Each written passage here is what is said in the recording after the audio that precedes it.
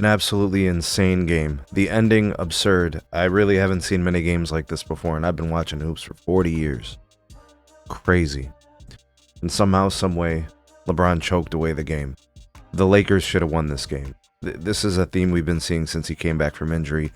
LeBron is costing his team games.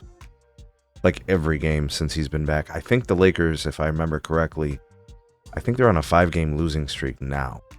I'm pretty sure. All right.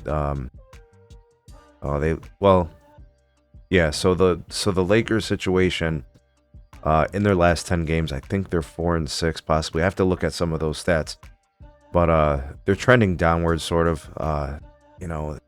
This one is a bad loss. I was listening to the legend James Worthy speak about it, and he agreed that it was probably the worst game, the worst loss of the season for the Lakers, and it's one of them. There are games where they've been blown out. Maybe the blowouts are worse. I don't know how. It depends how you look at it. But the Lakers lose 119 to 117 to the Chicago Bulls.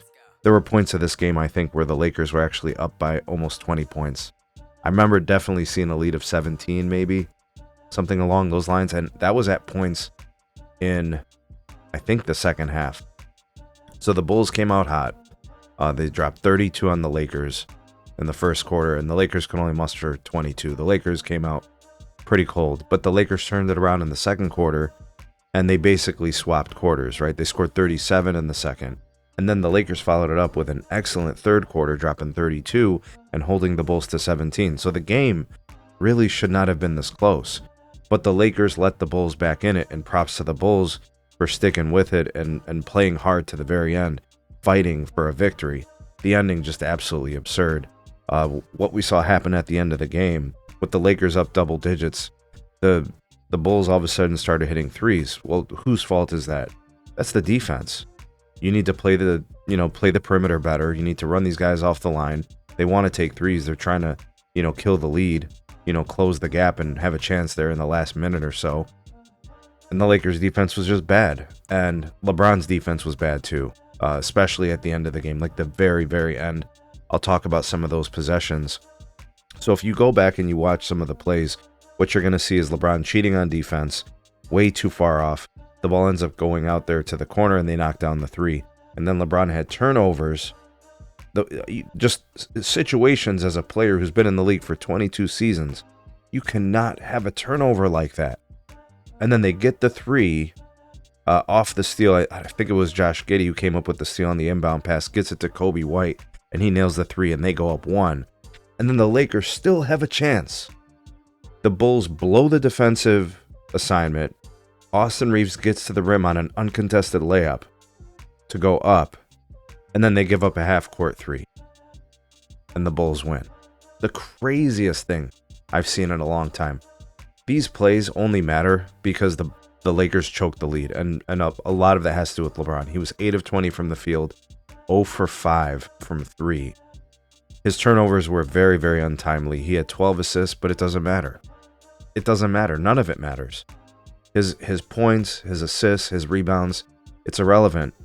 When the team was in a position to have to fight off their opponent, the Bulls won it. The Bulls literally pried this game away from the Lakers, and it's because LeBron played poorly. Jackson Hayes gave you 19 points. Luka gave you 25, 10 rebounds, 7 assists. Luka, for his credit, had 1 single turnover. LeBron had 4. You see what I'm saying? And it was the timing of those turnovers that made it most atrocious. Austin Reeves gave you 30 points. So how much do they need to score? Does Austin Reeves need to score 40? Does Luka need to score 40? Does Jackson Hayes need to score 30? I mean, what are we saying here? If you ask me, I think the Lakers supporting cast did more than enough. I think it's LeBron who let them down tonight. I want to give the credit to the Bulls. That is a tough team. That is a mentally tough team to stay in the game fighting.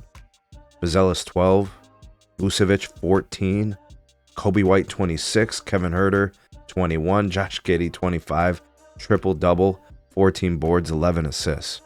He had 7 turnovers, and that's kind of crazy. That's a lot. All right, off the bench, Zach Collins with 10 and Patrick Williams with 11. The Bulls had no business winning this game. Insane.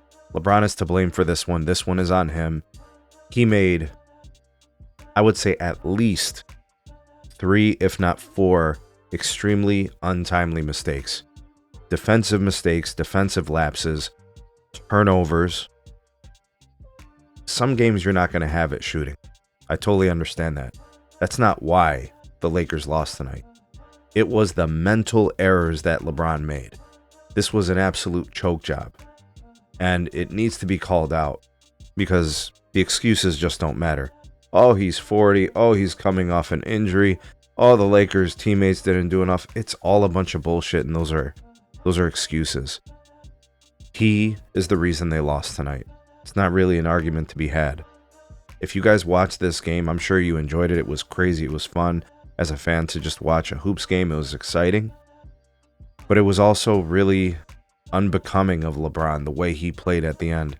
He just looked awful. He hasn't looked right since he's come back from injury.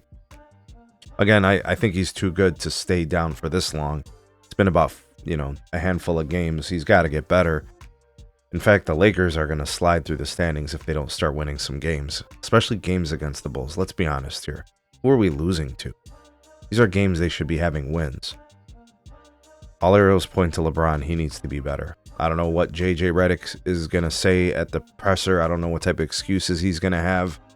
I know exactly where to point the finger because I know who played poorly and I know who played well. And the guy on the screen right here did not play well. No excuses. Sorry, not sorry.